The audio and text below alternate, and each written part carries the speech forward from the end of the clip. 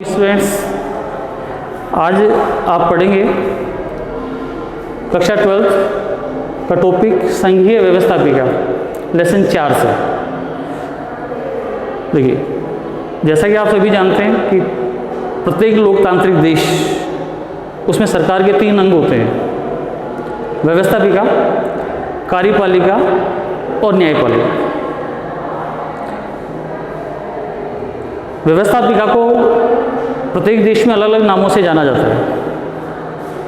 जैसे अमेरिका में व्यवस्थापिका को कांग्रेस के नाम से, ब्रिटेन में पार्लियामेंट के नाम से, जापान में डायट के नाम से जाना जाता है।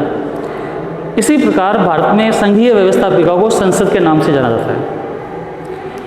भारत के संविधान के अनुच्छेद 79 में कहा गया है कि भारत संघ की एक संसद होगी जिसमें राष्ट्रपति के अलावा 2 सदन, 2 हाउस, लोकसभा और राज्यसभा होंगे। लोकसभा को प्रथम व निम्न सदन के नाम से तथा राज्यसभा को द्वितीय व उच्च सदन के नाम से जाना जाता है। अब है आपके लोकसभा की संरचना या संगठन। किस तरह लोकसभा का निर्माण होता है, सदस्य संख्या आदि के बारे में जानकारी है। देखिए, लोकसभा की सदस्य संख्या, सबसे पहले लोकसभा की अधिकतम सदस्य संख्या हो सकती है 552, वर्तमान में है नहीं। लोकसभा में वर्तमान में सदस्य हैं कुल 545 हो सकते हैं। 543 सदस्यों का निर्वाचन होता है, जबकि 2 सदस्य राष्ट्रपति द्वारा मनोनीत किए जाते हैं। आंग्ल भारतीय समुदाय के सदस्य, अगर राष्ट्रपति को लगे कि इन निर्वाचित सदस्यों में कोई भी सदस्य आंग्ल भारतीय समुदाय का प्रतिनिधित्व नहीं करता है, तो ऐसी स्थिति में राष्ट्रपति आंग्ल भारतीय समुदाय के 2 लोगों को यहाँ पर मनोनीत कर सकता है। इन 543 सदस्यों में, निर्वाचित सदस्यों में 530 सदस्य ये राज्यों से निर्वाचित किए जाते हैं, जबकि 13 सदस्य केंद्र शासित प्रदेशों से निर्वाचित होते हैं। लोकसभा में अनुसूचित जाति और जनजाति के सदस्यों को नियमानुसार स्थान आरक्षित किए गए हैं। वर्तमान समय में लोकसभा में 84 स्थान एससी के लिए, अनुसूचित जाति के लिए, जबकि 47 स्थान एसटी के लिए आरक्षित किए गए। ठीक है। दूसरा है आपका निर्वाचन। निर्वाचन का मतलब चुनाव। लोकसभा सदस्यों का निर्वाचन प्रत्यक्ष रूप से वयस्क मताधिकार द्वारा किया जाता है। यानी 18 वर्ष की आयु या इससे अधिक आयु प्राप्त मतदाता स्वयं अपनी पसंद से अपने प्रतिनिधि का निर्वाचन करते हैं। तीसरी चीज है कार्यकाल। देखिए, सामान्यतः लोकसभा का कार्यकाल 5 वर्ष होता है, लेकिन लोकसभा एक अस्थायी सदन है। समय से पूर्व इसे भंग किया जा सकता है। प्रधानमंत्री की सिफारिश पर राष्ट्रपति लोकसभा को समय से पहले भंग कर सकता है। फिर है योग्यताएं आपकी। देखिए, लोकसभा का सदस्य बनने के लिए व्यक्ति में कुछ योग्यताओं का होना जरूरी है, जिनमें आप सबसे पहले आप ये जानकारी आपको होनी चाहिए कि वो भारत का नागरिक हो। लोकसभा का सदस्य बनने के लिए ज़रूरी है कि वो भारत का नागरिक हो, उसकी उम्र 25 वर्ष से अधिक हो। तीसरी है वह दिवालिया, कोढ़ी या पागल ना हो। चौथी, सरकारी लाभ के पद पर वो न हो। और भी काफ़ी सारी योग्यताएं हैं, लेकिन आप एक वाक्य में वो आ सकती हैं अगर आप लिखें कि इसके अलावा संसद समय समय पर जो योग्यताएं निर्धारित करे, उन योग्यताओं को वो पूरा करता हो। इसके बाद में है पदाधिकारी, लोकसभा के पदाधिकारी। लोकसभा के पदाधिकारियों को अध्यक्ष और उपाध्यक्ष के नाम से जाना जाता है।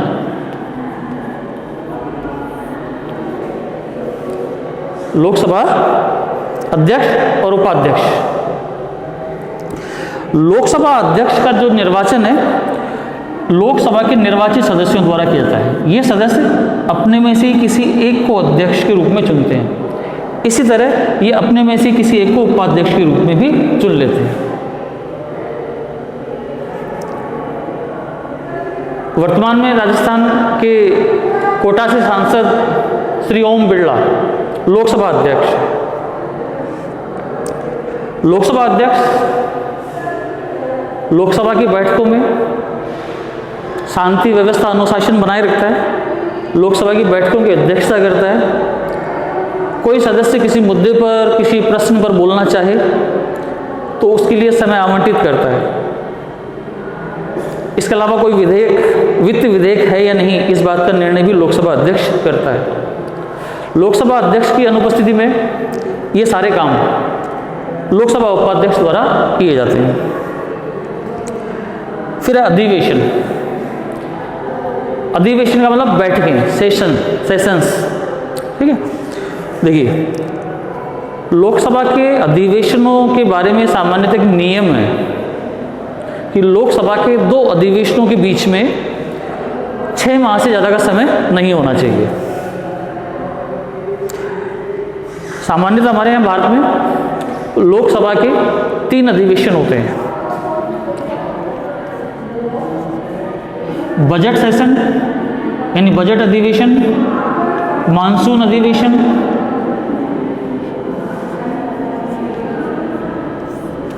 और शीतकालीन।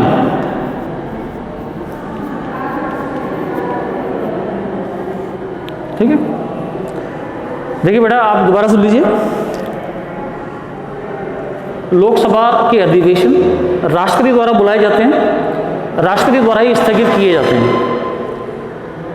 इस संदर्भ में एक नियम है कि लोकसभा के 2 अधिवेशनों के बीच 6 माह से ज़्यादा का समय नहीं होना चाहिए। हमारे यहाँ सामान्यतः लोकसभा के 3 अधिवेशन होते हैं: बजट अधिवेशन, मानसून अधिवेशन, शीतकालीन अधिवेशन।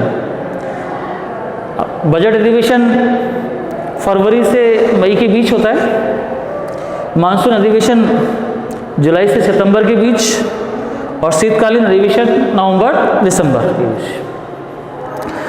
इसके बाद है गणपूर्ति। देखिए, गणपूर्ति यानी कोरम, अर्थात वह न्यूनतम उपस्थिति जो लोकसभा की बैठकों को वैधानिक बनाती है। यानी लोकसभा की बैठकों के लिए जरूरी उपस्थिति, आवश्यक न्यूनतम उपस्थिति को गणपूर्ति के नाम से जाना जाता है। लोकसभा की बैठकों के लिए न्यूनतम यानी जरूरी जो उपस्थिति है, न्यूनतम उपस्थिति है, वो होती है 1/10।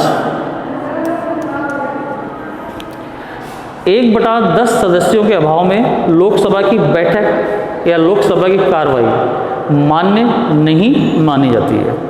ये लोकसभा के संगठन के बारे में सामान्य सी बातें थी।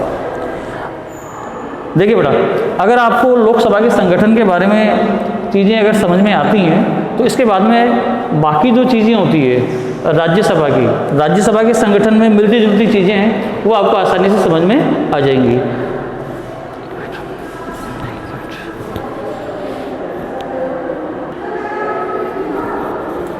हाँ बच्चों, अब है आपके राज्यसभा की संरचना। देखिए, आपके पॉइंट्स बिल्कुल यही हैं। इन्हीं पॉइंट्स के अंतर्गत आपको राज्यसभा की संरचना के बारे में जानकारी होनी चाहिए। सबसे पहले राज्यसभा की सदस्य संख्या। देखिए, राज्यसभा की सदस्य संख्या 250 हो सकती है मैक्सिमम। वर्तमान में 245 है। इनमें भी 12 सदस्य राष्ट्रपति द्वारा मनोनीत किए जाते हैं। ये 12 सदस्य कला, शिक्षा, विज्ञान, अंतरिक्ष, इन विभिन्न क्षेत्रों में जिनका देश के लिए महत्वपूर्ण योगदान रहा है, देश के लिए महत्वपूर्ण उपलब्धि रही हो, ऐसे 12 लोगों को राष्ट्रपति यहाँ पर मनोनीत कर सकता है। आपने देखा है लोकसभा में राष्ट्रपति 2 लोगों को, आंग्ल भारतीय समुदाय के लोगों को मनोनीत करता है, जबकि राज्यसभा में 12 सदस्यों को मनोनीत कर सकता है, कला, साहित्य, समाज सेवा, विज्ञान आदि क्षेत्र के लोगों को। तो 233 सदस्य निर्वाचित होते हैं।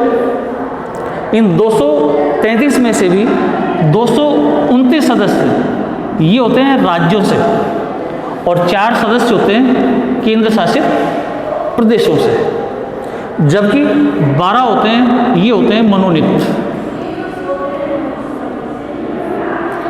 इस तरह आपकी टोटल सदस्य संख्या 245 है। निर्वाचन, देखिए राज्यसभा सदस्यों का निर्वाचन अप्रत्यक्ष रूप से होता है, एकल संक्रमणीय आनुपातिक मत पद्धति द्वारा, यानी राज्यसभा के सदस्यों के निर्वाचन में जनता भाग नहीं लेती है। राज्यसभा सदस्यों का निर्वाचन राज्य विधानमंडलों के सदस्यों द्वारा किया जाता है।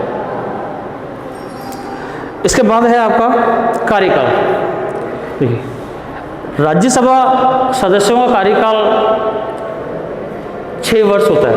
राज्यसभा एक स्थायी सदन है। राज्यसभा को समय से पहले भंग नहीं किया जा सकता है। हाँ, प्रति 2 वर्ष बाद में 1/3 सदस्यों का कार्यकाल खत्म हो जाता है। इसके स्थान पर नए सदस्य चुन लिए जाते हैं। फिर 2 वर्ष बाद में 1/3 सदस्यों का कार्यकाल खत्म हो जाता है, फिर नए सदस्य चुन लिए जाते हैं। ये क्रम कंटिन्यू चलता रहता है, हर 2 साल बाद में चलता रहता है। इसलिए राज्यसभा कभी खत्म नहीं होती, कभी भंग नहीं होती है। फिर है योग्यताएं। जो योग्यताएं आपने लोकसभा में पढ़ी, लगभग वही योग्यताएं राज्यसभा के लिए है। बस आयु का फर्क है। आयु 30 वर्ष हो जाएगी। लोकसभा का सदस्य बनने के लिए 25 वर्ष न्यूनतम होनी चाहिए, राज्यसभा के लिए कम से कम 30 वर्ष की आयु होनी चाहिए। पदाधिकारी, देखिए राज्यसभा के पदाधिकारी सभापति और उपसभापति कहलाते हैं। सभापति के बारे में मैं जानकारी दे दूं, इम्पोर्टेंट भी है, आप याद रखना। भारत का उपराष्ट्रपति हमेशा राज्यसभा का सभापति होता है।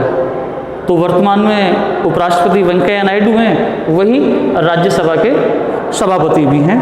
उपसभापति का निर्वाचन राज्यसभा के निर्वाचित सदस्य अपने में से किसी को एक को कर लेते हैं।